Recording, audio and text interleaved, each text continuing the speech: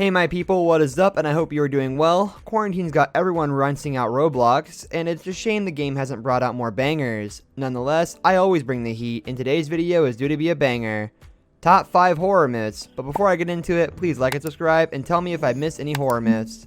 John and Jane Doe. We've all heard of a John Doe on several things, but I believe it originated from Roblox. John and Jane Doe were the first two accounts to be made in Roblox. The two characters were yellow skins and just had a spooky vibe. Up until recently, they had remained in their yellow skins, but now are some sort of guest and have a new figure. The truth behind John and Jane Doe is nowhere to be found, but the two have been gifted some badges in their inventory, badges dating back to 2010. Since Roblox doesn't want anyone to find out the truth. It was said that they were hackers, and would appear online once a year to terrorize people, and then the account would go back to being inactive. People have shared their own experiences, and by the look of it, they were professional hackers who Roblox were ashamed to talk about.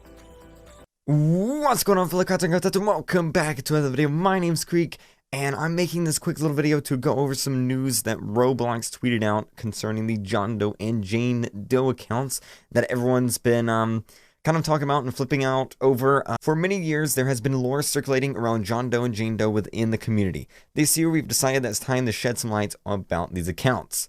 So who are they? Both accounts were created by David Bazuki and Eric Cassell in the early days of Roblox for testing purposes. These dummy accounts did not belong to any one player, and as such, they were given the placeholder names John Doe and Jane Doe. Russ010. He had created the game Enlist, which Flamingo had spoke about several times. The game was very popular, but it seemed to be set in the middle of nowhere.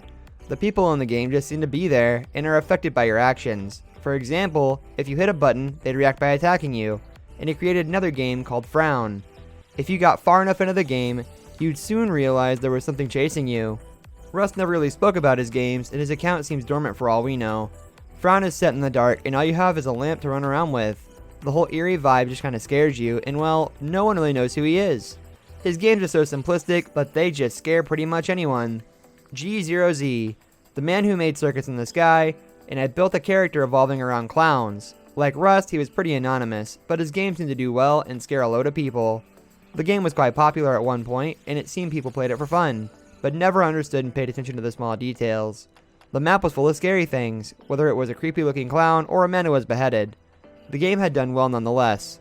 His account had items like the Dominus in its inventory, and people never understood why he felt the need to walk around with a clown outfit.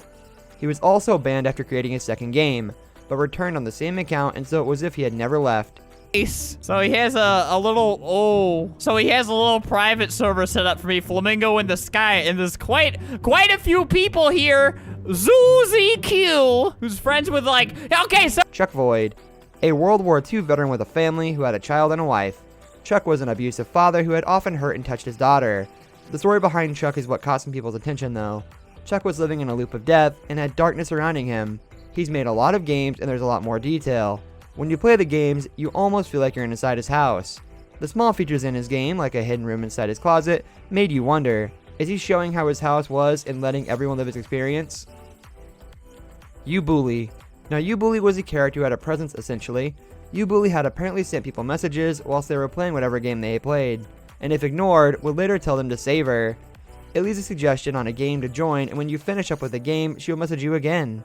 Only this time she will say, "Thank you for saving me." A lot of people thought U-Bully was a hacker, since you would have received all items you had previously owned and make your avatar charcoal black. On her profile, you will see a lady with pink hair wearing a pink onesie. She has a one game called Save Me with a question mark. You will also notice her whole about is upside down. She has a bunch of creepy friends as well as some weird and out there groups, one called Possession and the other being Killer Theater. The whole map is just an acre of land and there is a gravestone on its side which says RIP alongside a chest you cannot open. Well guys, if you enjoyed, please smash the like button and subscribe, and tell me what you'd like to see in the future. Take care of yourselves, and I'll see you soon. Peace.